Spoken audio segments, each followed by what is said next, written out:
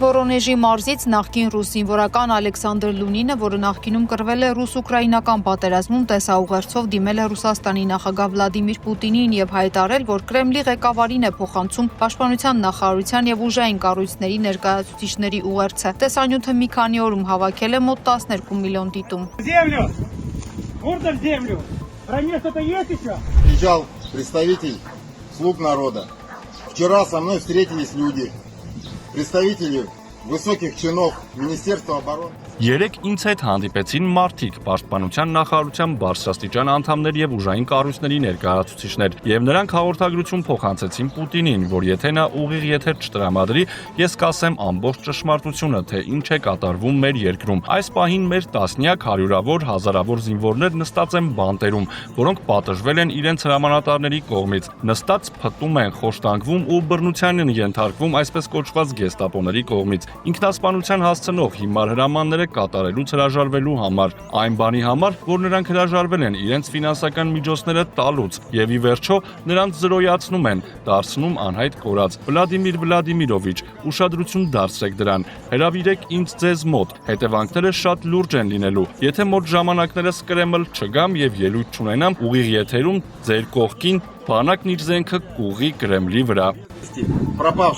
Մեդուզա գործակալությունը զրուցել է Լունինի հետ եւ պարզել, որ նա իսկապես կռվել է Ուկրաինայում։ Լունինի խոսքով հունիսի 24-ին եւ 25-ին իր հետ հանդիպել են պաշտոնյաներ, որոնք խնդրել են Պուտինին փոխանցել, որ եթե նախագահը իրեն ուղիղ եթերում ունկնդրելու հնարավորություն չտա, ապա ինքը կպատմի ամբողջ ճշմարտությունը երկրում տեղի ունեցող իրադարձությունների մասին, թե կոնկրետ որ պաշտոնյաներին նկատի ունի ռուս վետերանը եւ ինչու են որպես միջնորդ ընտրել հենց նրան, նա չի մանրամասնել։ Անհնար է նաեւ անկախ աղբյուրներով հաստատել նրա հնարավոր հանդիպումների փաստը Պաշտպանության նախարարության պաշտոնյաների հետ։ Մեկ այլ տեսանյութում Լունինը հայտարարել է, որ իր ուղերձը Պուտինին բլեֆ չէ եւ նախազգուշացրել, որ եթե իր կամ իր ընտանիքի հետ որևէ բան պատահի, դա ազդանշան կլինի գործողություններ սկսելու համար։ Հեղաշրջման սպառնալիքին Կրեմլում առայժմ չեն շտապում արձագանքել, սակայն բառացիորեն 2 օր առաջ Ռուսաստանի նախագահը ներկայացրել էր այն սկզբունքները, որոնց հիման վրա Մոսկվան պատրաստ է շարունակել Ուկրաինայի հետ խաղաղաբանակցությունները։ По Конституции Украины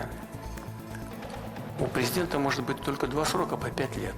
Բանակցությունները պետք է հիմնվեն Ստամբուլում ձեռք բերված համաձայնությունների, Անկորիջում քննարկված մոտեցումների, նաև տեղում առկա իրականության վրա։ Բանակցությունների հիմք են ծառայում այն սկզբունքները, որոնք ներկայացրել էի մի քանի տարի առաջ Ռուսաստանի արտաքին գործերի նախարարությունում ունեցած ելույթի ընթացքում։ Ուկրաինական ուժերը շարունակում են կորցնել իրենց վերահսկողության տակ գտնվող տարածքները, իսկ Ռուսաստանը մտադիր է շարունակել առաջխաղացումը, հենվելով տնտեսական կայունության եւ ռազմական հաջողությունների վրա։ Ուկրաինայի կողմից իրականացվող հարձակումները քաղաքացիական ենթակառուցվածքների վրա չեն կարող ազդել ռազմաճակատում ստեղծված իրավիճակի վրա։ Կիևը նման գործողություններով փորձում է ստեղծել ավելի ուժեղ բանակցային դիրքեր։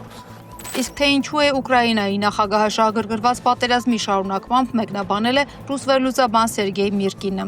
Զելենսկու համար դա քաղաքական գոյատևման եւ իշխանության պահպանման գրավականն է։ Եթե Ռուսաստանի հետ հակամարտությունն ավարտվի, Զելենսկին եւ նրա շրջապատը փաստարկներ չեն ունենա Ուկրաինայում նախագահական ընտրությունների անցկացումը հետաձգելու համար, որոնցում Զելենսկին չի կարողանա հաղթել լուրջ մրցակիցների պարագայում։ Սոցհարցումների համաձայն ուկրաինացիների 67%-ը կողմ է հակամարտության ավարտից հետո Զելենսկու հեռանալուն։ Սա դատավճիռ է Զելենսկու համար։ Երբ սկսվի նախընտրական քարոզարշավը, ընդդիմախոսները Զելենսկուն կհիշեցնեն ամեն ինչ՝ Ստամբուլյան համաձայնագրերի խափանումը, մոտալուտ հաղթանակի խոստումները, տոտալ եւ դաժան մոբիլիզացիան, ձմեռներն առանց ջեռուցման եւ էլեկտրականության։